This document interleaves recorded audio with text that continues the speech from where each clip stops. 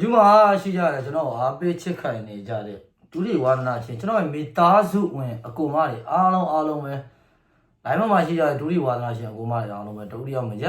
ကျမ်းမာကြပါစေချမ်းသာကြပါစေလူရဆန္ဒတွေ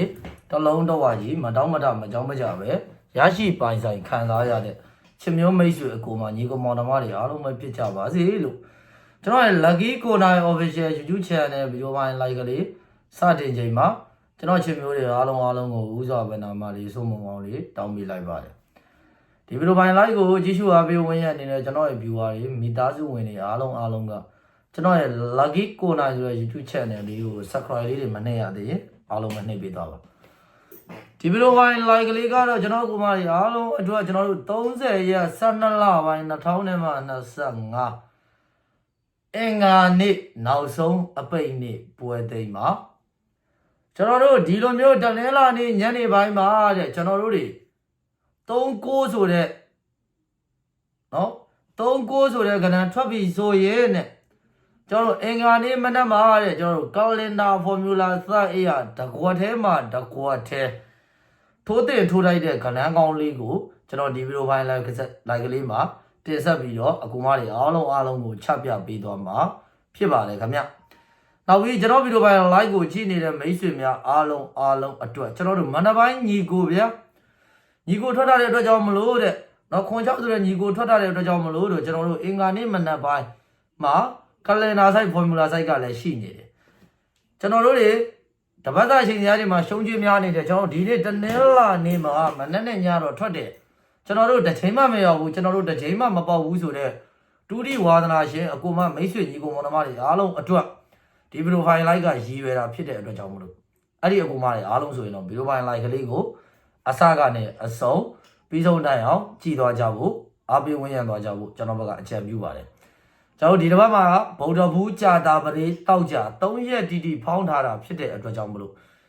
ဒီ3ရက်အတိုင်းတာမှာတဲ့မိတ်ဆွေများအားလုံးပဲ9ရက်နဲ့ဆိုရင်9ရက်တီတီကျွန်တော်တို့တွေခွဲခွာရမယ်မခွဲခွာခင်လေးမှာအကောင်းဆုံးနဲ့အပိုင်နိုင်အဖြစ်ဆုံးကဏ္ဍကောင်းလေးတွေနဲ့ကျွန်တော်တို့တွေခွဲခွာသွားတော့ပိုကောင်းတယ်မနက်ဘက်ကမှကျွန်တော်တနေကုန်စာအတွက်အကျွေးချစ်ပတ်တီတစ်လုံးထုတ်ပေးမယ်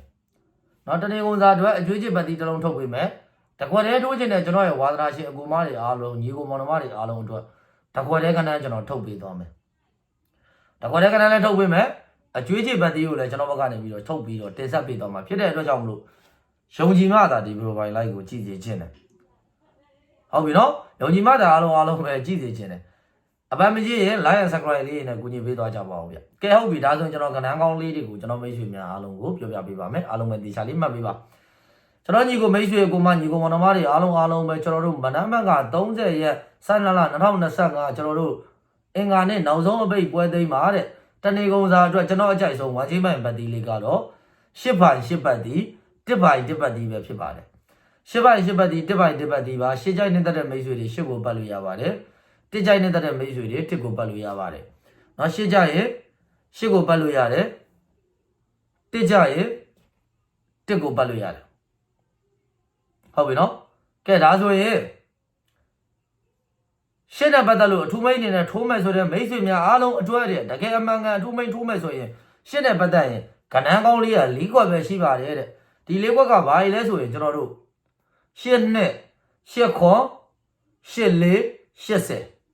8နှစ်8ခွန်8လေး80ဒီ၄ခွက်ပဲကြိုက်ပါတယ်